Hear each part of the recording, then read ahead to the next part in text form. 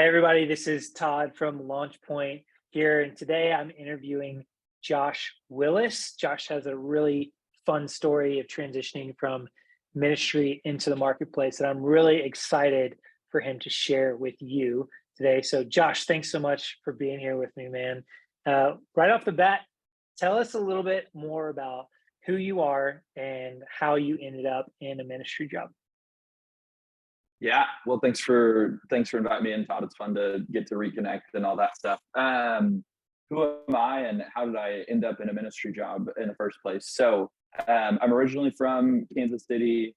Went to the University of Arkansas for undergrad and stayed there for a while afterwards. Now I live in Dallas, Texas. But I kind of got drawn into the ministry world somewhat reluctantly. So I was pre-med in undergrad. I was a volunteer at this ministry in college. And as I continued to go throughout the pre-med course, I realized that I hated school. I hated studying. And my older brother, who was in med school at the time, was like, "Hey, I don't think you should do this if you're that tired of studying and being in school." I was like, "Yeah, Yeah. that's probably fair." So it was the end of my senior year. I was kind of getting ready to study for the MCAT.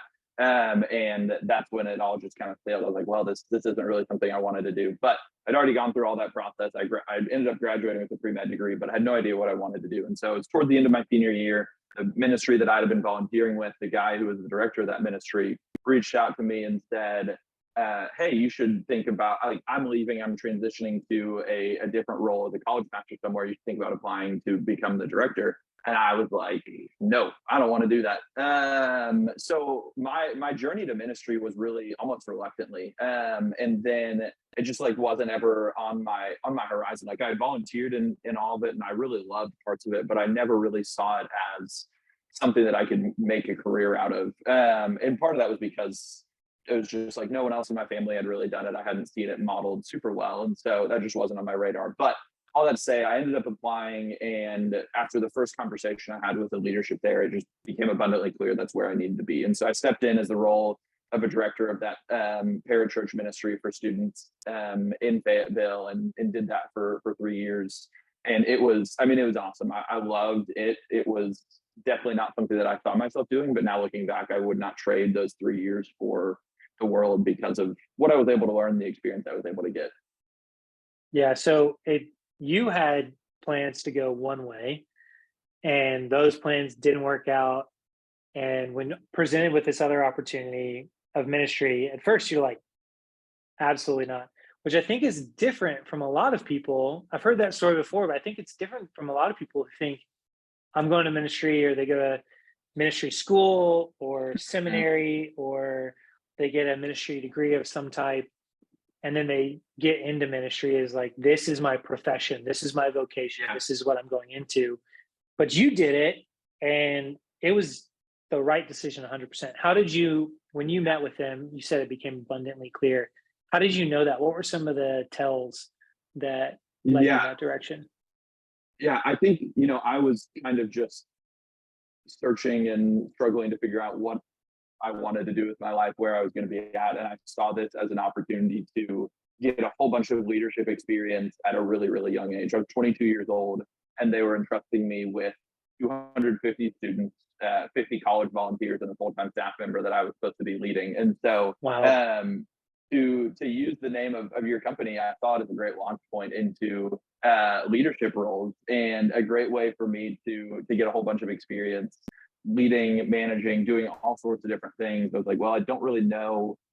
I didn't have any vision past my time there of like what life would look like afterwards. I didn't know how long I would end up being there, but I knew that however long or however short I was there, this was a great opportunity for me to learn a whole bunch of different skills, soft skills especially, and then take that into whatever I was going to end up doing next. And I think just in my conversations with the national staff, the people on the local board that I would be reporting to, things like that, like, it just became abundantly clear. And it really excited me about being in a place where there was a lot of trust. Like, the fact that they were trusting me at that young to do those kinds of things made me really excited. Yeah, I can totally resonate with that. One of my first jobs out of college was working for a church where they just said, "Hey, here's something that we're doing, and you're going to manage all these people." And that's kind of an exciting thing as a young person, to Yeah. be someone to say, this, like, I trust you with this kind of stuff. So that's Yeah. that's really awesome. And we're gonna get to it. And Josh and I had another conversation a few weeks ago, just catching up about how all of his experience in this ministry, working with youth, translated actually really well into his job. We're going to get to that in a little bit. But Josh, what made you want to make the change? You were drawn to it because of the opportunity. You were there for 3 years. So what made you want to change and move somewhere else?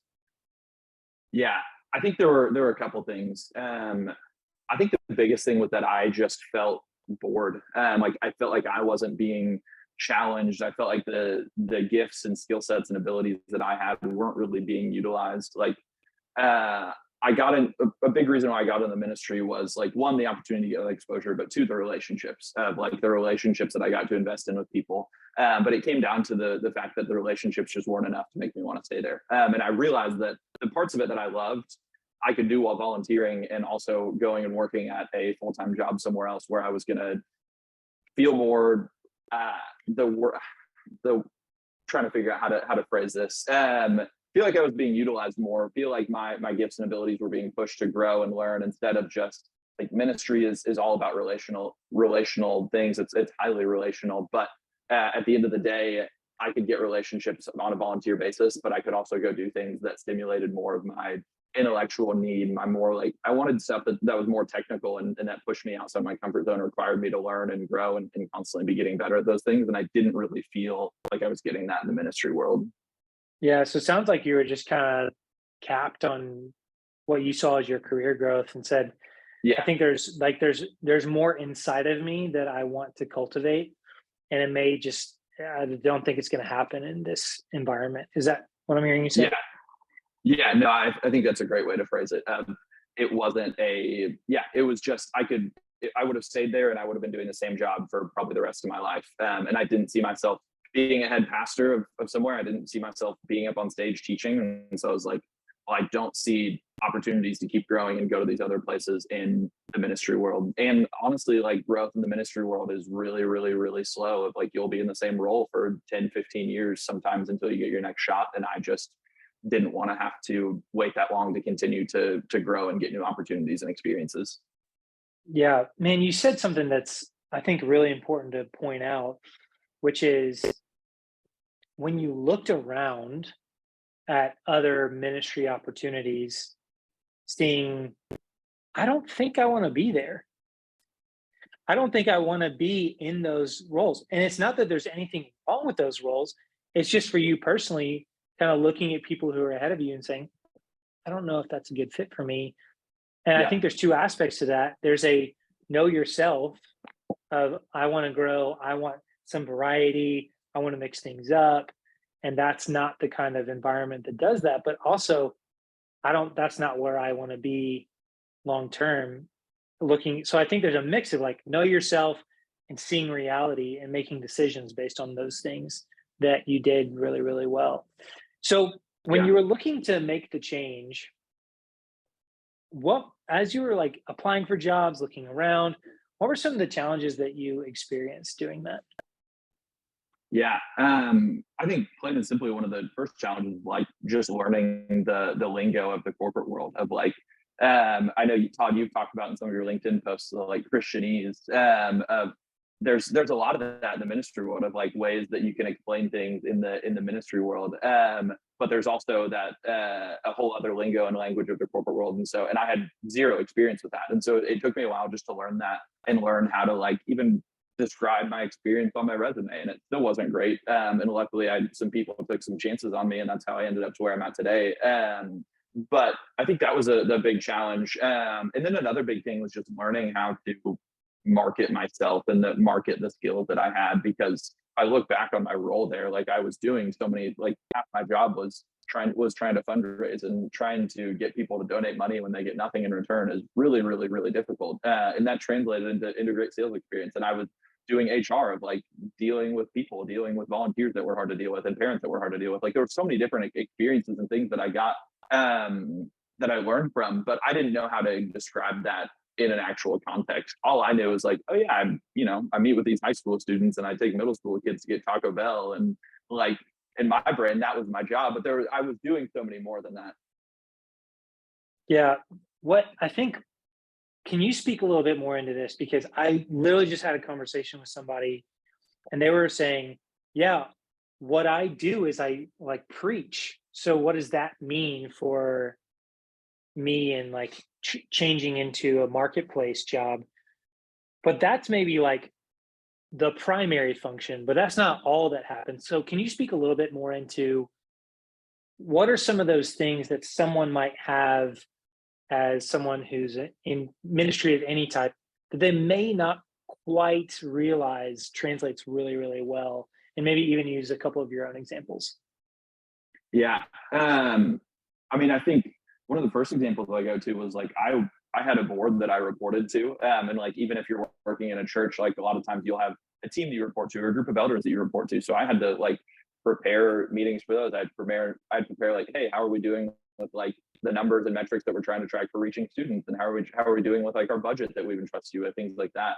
And I had no concept that that would actually come into play in the corporate world too. But like every meeting that I have, I have this framework of, oh yeah, I learned how to prepare these things. I learned how to prepare statements of like, hey, here's what I've been working on. Here's where we're tracking, things like that. As far as like technical skills, but then I think there's also just when I go back to the relational piece and like that HR piece, like I was learning how to navigate and deal with difficult people all the time. And a lot of ministry is trying to be around people that maybe necessarily don't want you to be around them. And being in sales now translated really well because a lot of the people maybe don't necessarily always want me around them trying to sell things to them. Yep.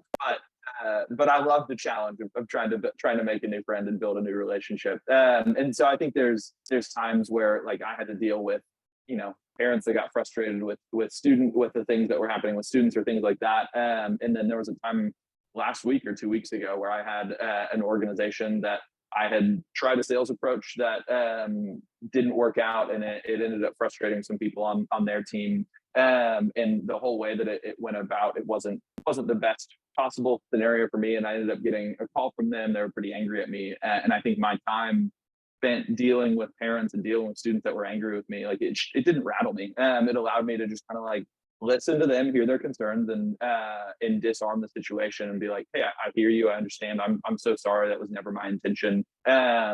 Let's start back over and let's look at how we can like approach this moving forward. And I think hopefully that's able to salvage the relationship moving forward, and we can continue to grow that business relationship with them now as well. Yeah. Something you just said there that I think is really interesting is you learned what some people might say are more like people skills or soft skills, which is dealing with angry people. But really, conflict resolution is a hard skill. It's a Yeah. skill that you take on and you use, and there's a framework and a formula to it in some ways. And you learn that, and that translates really great into the workplace with pretty much any team, but especially in some Yeah. roles like sales. Yeah. So that's awesome, man. And I Yeah. just to add on, go ahead, you first. I was like, I think it's helped me like internally and externally. Like there hasn't really been a ton of like the team I work on is great. There hasn't really been any conflict, but like just knowing how to listen and understand people when there's two opposing viewpoints coming in. Like I got a ton of that in my ministry experience, and now when I'm talking with people on my sales team or other people internally in my company, like it gave me the ability to listen, formulate an opinion, and then come back to it instead of just elevating and escalating things to where it becomes an actual big conflict. Yeah, man, that's awesome. Okay, so you started in youth ministry, parachurch youth ministry. You made the transition. Some of those big challenges you had to overcome were translating your experience and then being able to kind of talk the talk, the lingo. How did you break through some of those barriers? How did you overcome some of those hurdles? And then where did you end up after your ministry job? Yeah. So I think, honestly, a big way that I broke through some of those hurdles was just like the power of the relationships that I had and the people that I knew. Of like when I was leaving my time in ministry, trying to figure out what was next, I asked every single person I could of like, hey, I don't really know what I want to do. I think sales might make sense. Do you know anyone that you can introduce me to? And that'll go back to, and I'll talk about that more later on, just like advice I would give to those other people. So I think that helped. But also too, just like sending out my resume and talking with other people that had maybe made the jump before, or knew me and knew the corporate world, that could go look over that stuff and help me explain in a more tangible way, oh no, this is actually what you're doing. You weren't just taking students to Taco Bell. You weren't just dealing with a phone call from an angry parent or things like that. You weren't just asking people to donate money to your ministry. Like you were doing this, and this. Like you were executing in relationships. You were formulating like a plan for fundraising and a strategy for growth and things like that. And so, yeah, a really big thing was going to the people that I knew and that knew me, that were in the corporate world, that could help me navigate this kind of mess of like, I don't know how the heck to describe what I'm doing. Can you help me out? And they really did. But I will say, like almost every opportunity I got post leaving ministry into the corporate world, most of the interviews I had came from people that actually knew the skills that I had, that were able to connect me with the right people there, and that vouched for me. And a theme that keeps coming up in all these conversations that I'm having is the importance of community, the importance of having people who will be there with you, point you in the right direction, and really vouch for you. But with that comes some humility to say, Mm-hmm. I don't know what I'm doing, or I need help. Can you talk a little bit more about that mentality, or that like posture of humility that comes in? Because I know, being former ministry myself, sometimes ministry feels like this, I'm in it like on my own, and I gotta grit it Yeah. out, and I gotta like push forward and stick my nose to the ground and persevere.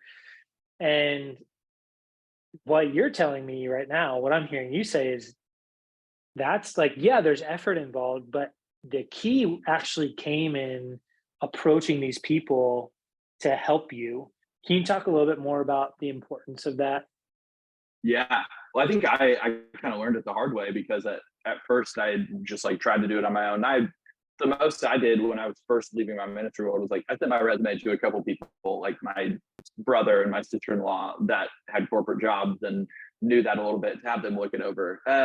And then I was like, okay, cool, I have a resume. Now I'm just going to go try and get every job interview on my own. Because yeah, I very much had this mentality, like I need to do it on my own.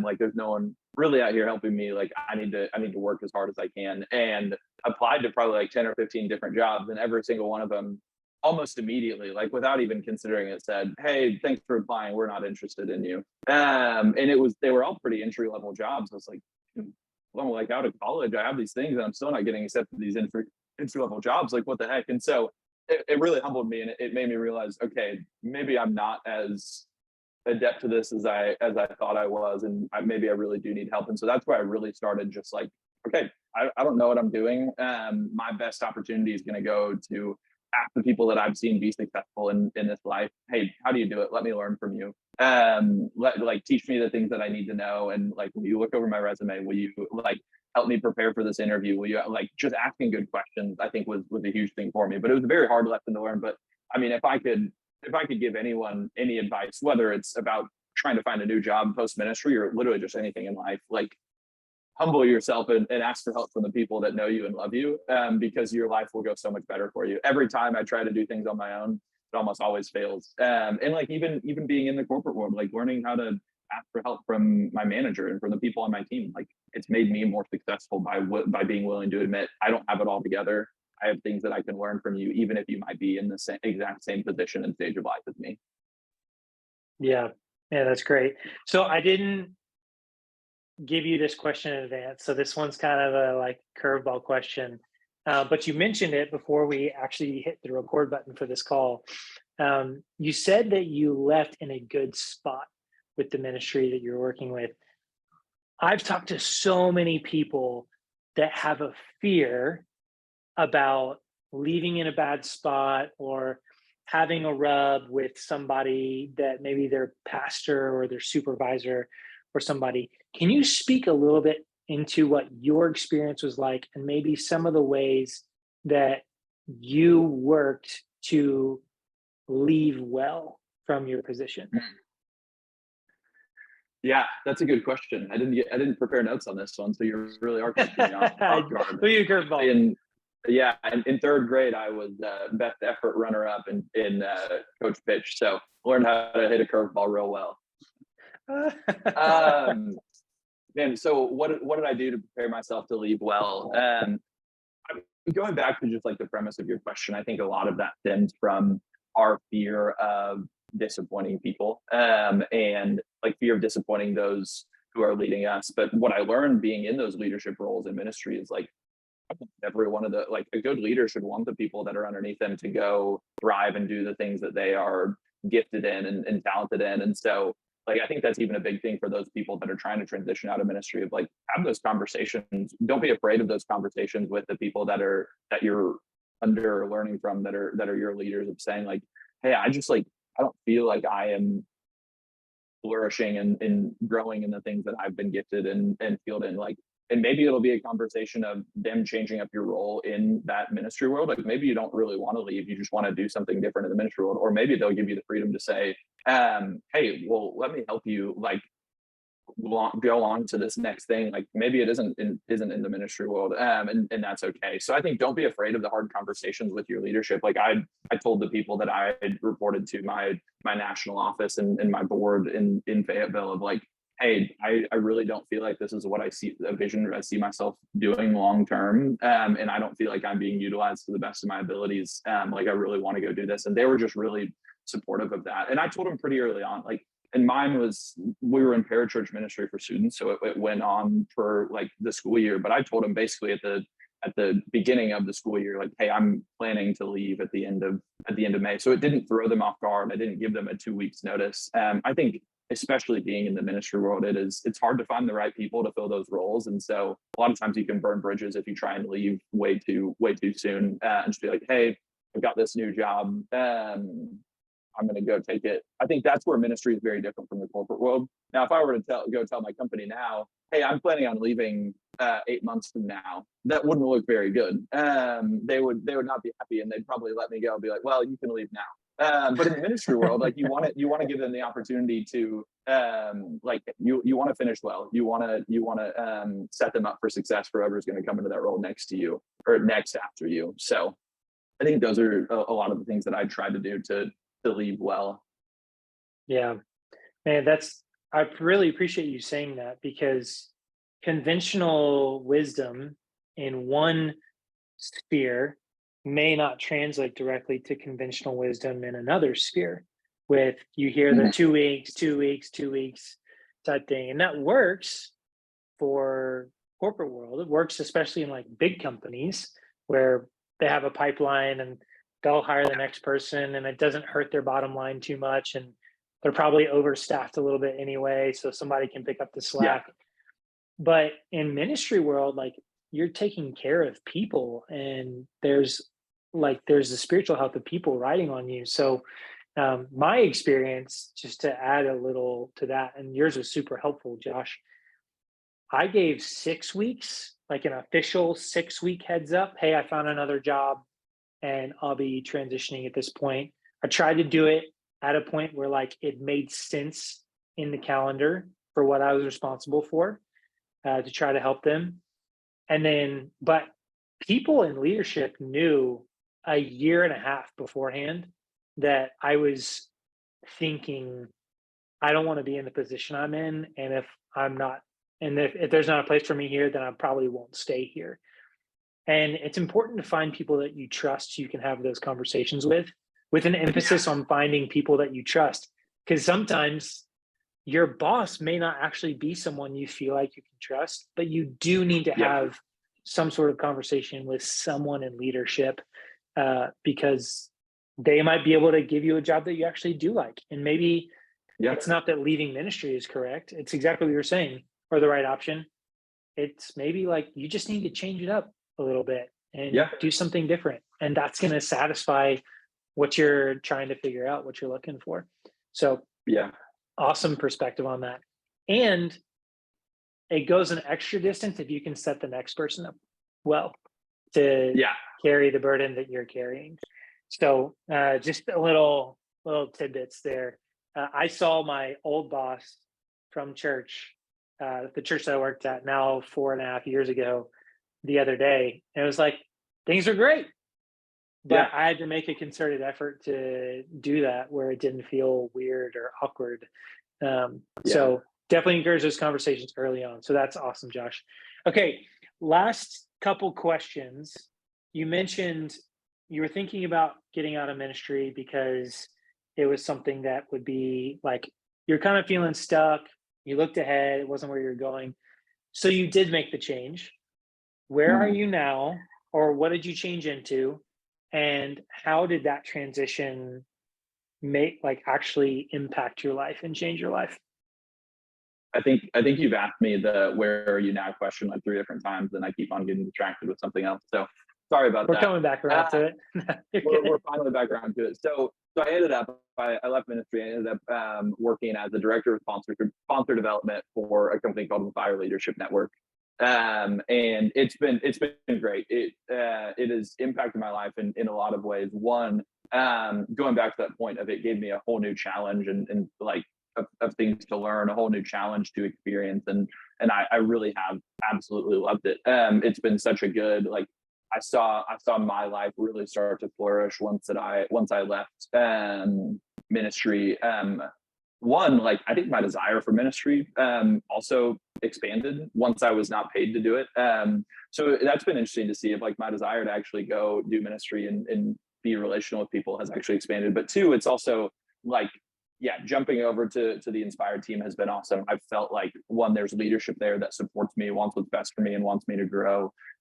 Two, I've been pushed and challenged in a lot of ways outside of my comfort zone. There's definitely been some really hard things too. Again, having to learn the corporate lingo, having to learn, oh, the corporate world deals with a lot more money than the ministry world does. Like just learning and discovering a context for those things has been hard. But man, it's been so good. And it's been like a breath of fresh air for me, honestly. It also has given me the ability to make more money, to actually live above the poverty line, and like be able to save and start to look towards my future and things like that. So I think there's a lot of ways it's impacted my life. And I wasn't, going back to what you said earlier, I wasn't leaving because I was jaded and hated ministry or hated my job. I was leaving because I felt like there was something more and felt like there was more of my gifts that could be utilized, more of my skills that could be utilized. And I've definitely felt that since coming to join the team over at Inspire. Awesome. Josh, thanks so much for your time, man. This has been an awesome interview. Uh, Two last questions for you, very quickly for both of them. The first one being, if you could encapsulate the advice that you would give someone, I know you like mentioned this earlier, but if you encapsulate one piece of advice for someone who's thinking about or trying to transition from ministry into a marketplace job, what would you tell them? Mm-hmm. Yeah, I think it's one piece of advice, but it's twofold.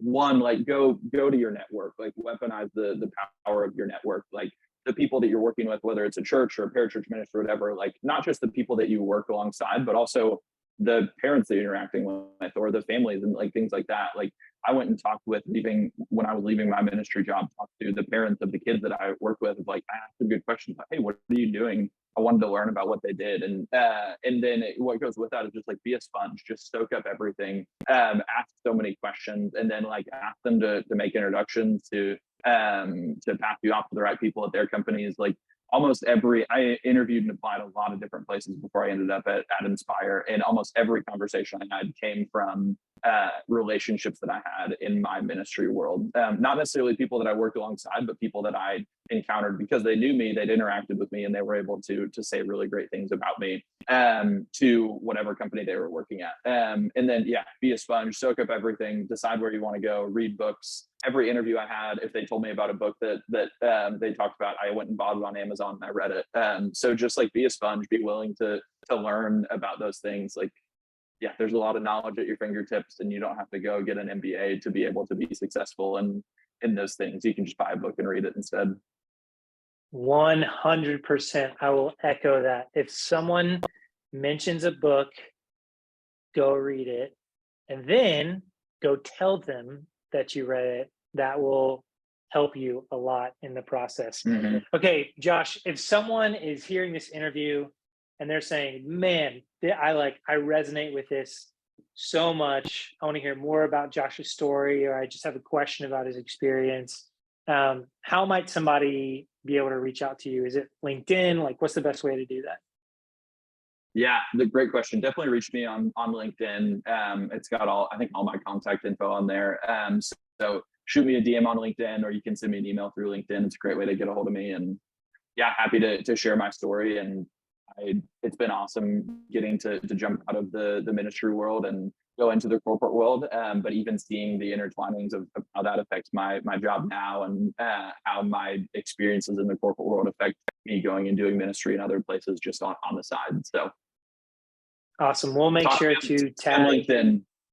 Yeah, we'll make sure to tag you in any posts that we have so people can get to your profile directly. But Josh, again, thanks so much for your time, man. This was awesome. And we'll talk to you soon.